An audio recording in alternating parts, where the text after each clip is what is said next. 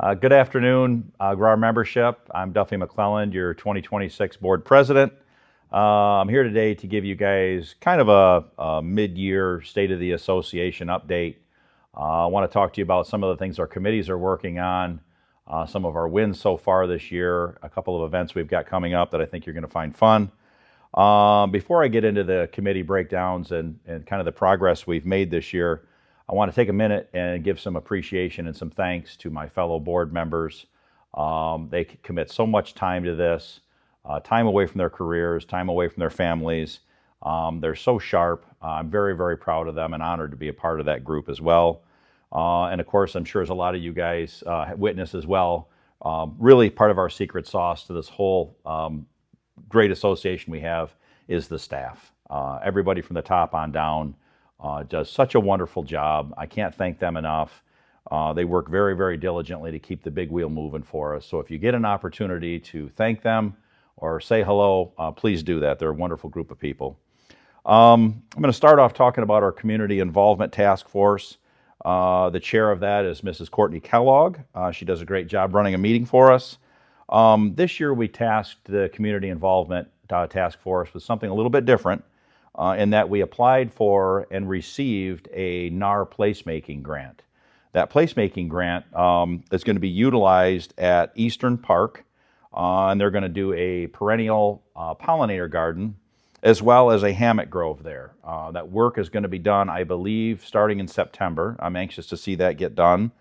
Building on this year's success with that, we're going to be looking for additional parks, public spaces, or other areas that we can use beautification, this money to beautify.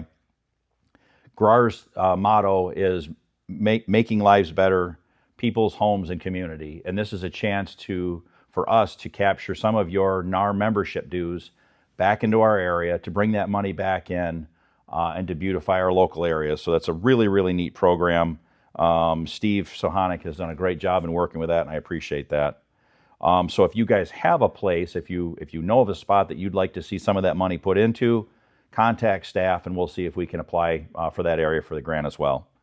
In addition to that, of course, is the Schoolhouse Fund that the Community Involvement Task Force puts a lot of time and effort into, giving grant money to schools for things that are in need at schools. Everything from coats and boots so kids can go outside and play, to classroom materials as well, and that's a great thing that we're a part of. Coming up soon is going to be our fall mum sale. That is, I think will be out in the newsletter coming up shortly. I think that's maybe in August they're going to start talking about that. So look forward to that. And if you want to buy some mums, it's a great way to give to a charitable organization as well. Up next is our Crisis Fund Committee, which is chaired by Paul Marentet. The Crisis Fund, this has probably been the busiest year we've ever had with them. I know it is. So far this year, just this calendar year, we've given out over $29,000 in grants to individuals and families that have suffered from some type of housing crisis.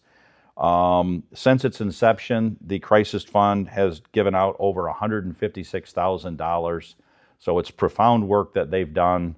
I'm very proud of them. That is a tax-deductible donation. So you can get to that to donate on our website at GRAR.com. Go to the Crisis Fund section and you can donate there. I've also got a couple of more fundraisers that are going to be coming up that I'm going to be talking about. Fun ways to give to that as well. So keep that in mind. Up next is Education and Professionalism Committee. And that is chaired by some guy named Scott West. I don't know who that is. Just kidding. Scott West is our last year board president and a great guy and a good friend of mine.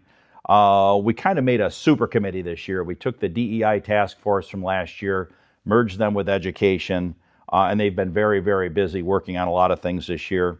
One thing they're getting ready to roll out is the Master of Agent Principles certification series, which is based on the very successful MBP, or Master of Brokerage Principles program that we have. For you salespeople, this is a post-orientation, high-level training series that's going to be put on, and it kind of bridges the gap between your initial onboarding by giving you, real world applications that you can learn from. We've already had our REBAR Rewind program that was held right here in this auditorium. That was something new we did this year.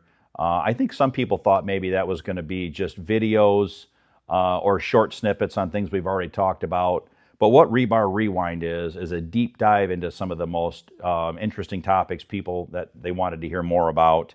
It's in person. I'm pretty sure they're going to do that again next year. So make sure you sign up for that. If you like REBAR and if you kind of missed a segment, it might be featured here at the Rewind. So check into that. They've also secured some money for a new DeFi advocate workshop. So that's another thing that they're going to be promoting and coming up with here soon. The last thing I'll say about the Education Committee is they have a new initiative called New Member Next Videos. And that's going to be a series of videos. Once you're through orientation, you're going to be given right into your email a series of videos that are kind of spread out a little bit about how to get more involved, kind of what comes next with your membership at GRAR. So they've done a wonderful job with that. The Government Affairs Committee is always busy every year. They do a wonderful job for us. Dan Sundberg is the chair of that this year, and he does a great job keeping things moving along. If you're not familiar with Government Affairs Committee, that is the committee that we use to interview candidates, to stay on top of local political issues, local zoning ordinances, changes that are made that affect housing. Once we've conducted those interviews for candidates, we try to pick the ones that we can endorse that are most likely to advance policies that help local housing issues and promote home ownership. The other aspect that the Government Affairs, and I touched on it a minute ago, Government Affairs Committee works on is as they stay in touch with local government agencies to advocate for increased housing availability and affordability. At the state level, some of the things Michigan Realtors have been working on, of course, are monitoring state and local legislation, advocating for property tax reform. The one that we're all familiar with and that we talk about a bit is including some type of relief from Michigan's pop-up property tax. Hopefully we can get something passed on that, and that will alleviate some strain on home buyers and hopefully open up some inventory that way. And then, of course, on the national stage, they passed the 21st Century Road to Housing Act, which finally got signed into law just not that long ago. That's going to be very helpful for us, I believe, as well, and hoping to reduce some of the regulation when it comes to new development and housing there. Lastly, I'll say there is a fun event, an RPAC event, a fundraising event for RPAC, coming up on the 13th of August, and that is Yesterdog. GRAR is bringing in Yesterdog to the association office here. It's a fundraiser for RPAC, so if you're a major donor, you're likely going to be invited. If you're not a major donor but you want to contribute, you can come, maybe grab a cocktail. I think Yesterdog was just featured on Wood TV. It's like their 50th anniversary, so that's going to be a fun thing to come to, so please come out and help support that. Up next is candidate review and development. Our president-elect, next year's board president, Laura Featherston, is the chair of that. What candidate review and development does is continue to try to promote leadership, to try to get people interested, to encourage them to run for the board of directors. They also develop the curriculum for the GRAR class. They actually select the GRAR class. And then ultimately, of course, they organize and put together the winners for the Pinnacle Awards for our award ceremony that's held at the Frederick Mayer Gardens in December. And this year, the date for that is the 4th of December. So if you don't have that penciled in your schedule yet, you're going to want to do that. If you haven't been to our award ceremony, it's a wonderful program, great food, and a great time. I hope to see you there. Tech and AI Task Force. That is run by the magnificent Ashley Dane. I have a love-hate relationship with technology. I'm so thankful we have these guys. They're constantly evaluating emerging technology and AI tools that we can use within our industry. They do such a wonderful job. They're going to be bringing in a user group. It's going to be a hands-on session where they're going to give you some best practices, some software demonstrations, answer some questions. It's going to be an in-person event with a task force. So if you're interested in that, if you have some questions, that's a great way to learn about that. The MLS Policy and Innovation Committee is chaired by Jeff Brown. Jeff runs a great meeting. I've sat in on a couple of those. He does a wonderful job. More recently, they've talked about some of the policies regarding photos and media as far as listings go in the MLS, trying to make sure that we protect the content creators, the photographers, the consumer, and the realtors, and trying to keep the integrity of the listing information at the highest level.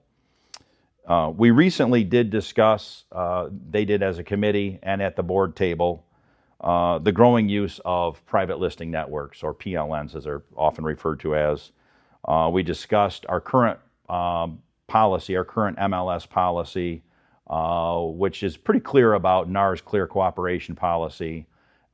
We all believe that they definitely erode the very foundation of how we do business as a platform and how important the MLS is for everybody to be able to use. If you're not familiar with PLNs or private listing networks, staff is going to be putting out kind of an outline of what they mean and how they affect us in our industry. So be looking for that. That'll probably be put on Facebook or in the newsletter. I'm looking forward to seeing that. I'll briefly talk about our chapters. If you're a member of Grand Rapids, the Grand Rapids area, everything is kind of centrally located here. We have chapters that are as far north as Montcalm, as far west as GRAR West, and then south and east is the Bice chapter. So we have 3 very active chapters.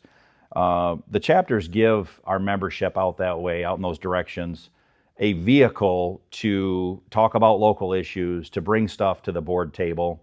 If they have something they'd like to see changed, or if they have a suggestion, or something locally that's kind of festering that gives them an opportunity to vocalize that and get things changed. Most recently, I attended a Montcalm chapter meeting, and they're planning a fundraiser as well. That's money's going to go to the Crisis Fund and the Schoolhouse Fund at a beautiful facility. I can't think of the name of it right now, but it's up north a ways. It's an absolutely gorgeous facility. It's going to be a cornhole tournament. There's going to be some food, some drinks, a social event, a way to network. That is going to initially be opened up to the Montcalm chapter folks, but eventually I think that'll get opened up to the entire membership, and I hope to see you there. I'm going to go up and check it out. It's going to be a great event. The Finance Committee is chaired by our board treasurer, Corey McGuire, who does a wonderful job for us. The Finance Committee just kind of constantly tracks where we're at within our budget. They plan the next year's budget based on numbers that we have now. So they're currently working on the 2027 budget.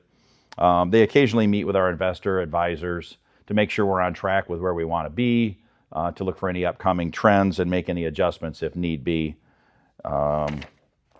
One thing that they have brought to our attention at the board table, and this is something that you're going to see more on later, is we're going to come up with some type of an incentive or a discount for members that pay by check or electronic check.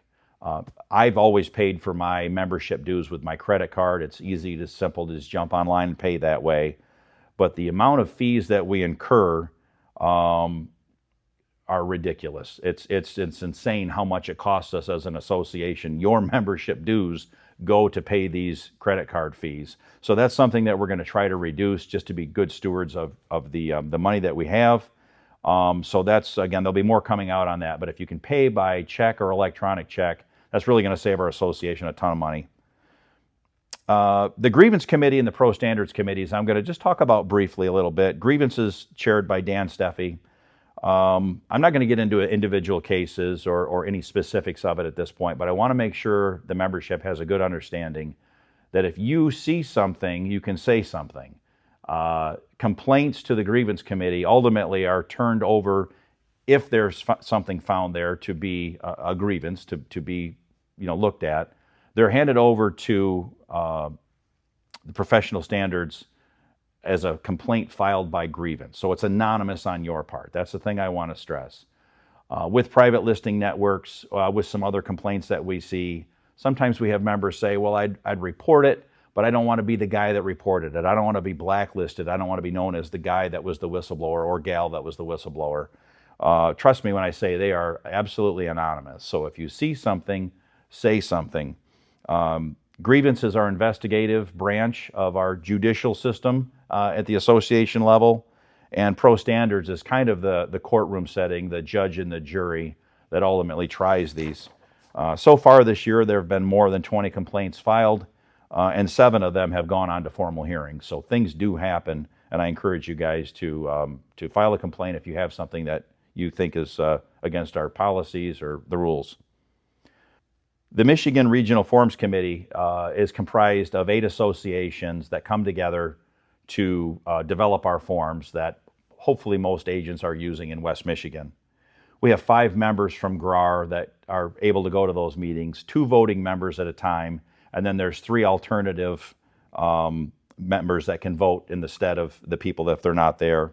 Most recently, the Forms Committee has released the referral fee disclosure agreement for optional use for members.